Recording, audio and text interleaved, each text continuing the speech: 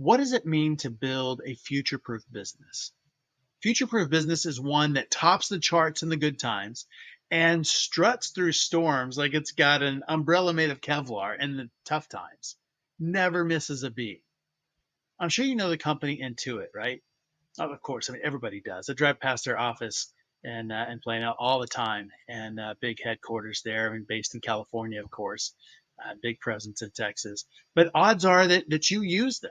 They've been around a long, long, long time. Years ago, they gave us Quicken and then followed up with QuickBooks, the bread and butter of accounting software, literally for decades now. But you may not know lots of others that they competed with.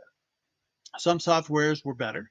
Some had bigger market share. Some had bigger budgets, but they aren't around anymore. Companies like Solomon, Great Plains, Peachtree, old software called Maz, which has been reformatted a bunch of times, a whole host of them that are either defunct, gobbled up, or sunsetted, or some combination of all of those. But Intuit has stayed relevant. So instead of just like kicking back and just chilling, they switched gears. They moved to the cloud. They diversified. And now they are still a go-to product. Are they the best? Well, no. Do they have the most features? Nope. Do they have the most integrations? Well, not really. They're pretty closed up by comparison to some of the others. Do they have a lot of shortcomings in accounting? Well, definitely. I mean, you can do anything in QuickBooks, but the problem is you can do anything in QuickBooks, good or bad. You can mess things up in a big way, but because there are no rules, then you can fix them too. So I don't know. Are they the most well funded? Now, maybe, and not always. But the crazy thing is they are number one in their space, a tech company from the 1980s. I mean, wrap your head around that. What does it take to compete in tech for 40 freaking years? That is a future proof company. And it's like they've got a secret playlist that just keeps the party going over and over. And, if it's an 80s playlist, it's going to be awesome, right?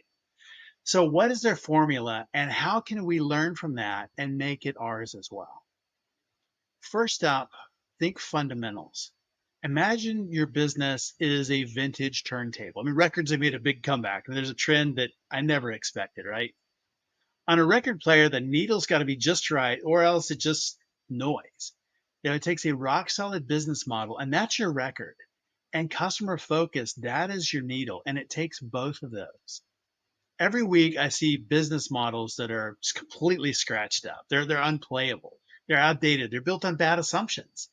Another unfocused Me Too solution. But so often they are so close. It's like listening to a record on the wrong speed, a few small shifts and magic happens. But remember, fundamentals matter. A bad business model doesn't make a great business. Second is adaptability. In a world where the playlist of market needs seems like it's always on shuffle, you got to be ready to switch tracks. Versatility is the name of the game here. The mistake is thinking that agility means serve everyone, meet every need, jump if there's something that you don't have, build every requested feature. Did Intuit do that? No. Does Microsoft? Does Apple? Of course not. Intuit does one thing really, really well: small business accounting. That's it. They aren't enterprise. They aren't inventory. They aren't in manufacturing. They aren't an ERP system. I mean, they're barely POS, but they have adapted their offering to the market they serve and their ideal customers. The reason they're number one is because they serve that market really, really well, and so well for so long that they have become the default choice. If you're looking at setting up a new company, what are you going to use for accounting? I don't know, QuickBooks. It's the default. And that's a pretty darn good place to be in. And finally, we want to look at cash reserves. That is your backstage pass to risk taking and long term survival. It's a buffer that lets you jam freely. Knowing that you've got the safety net, you can fundraise, you can get a loan, you can factor receivables. There are 100 ways to fund companies. We do it all the time. The best way, profitable growth. We talk about that a lot. Make sure that fundamental business model we talked about a couple minutes ago, the fundamental business model produces positive and consistent cash flow. Unit economics matter.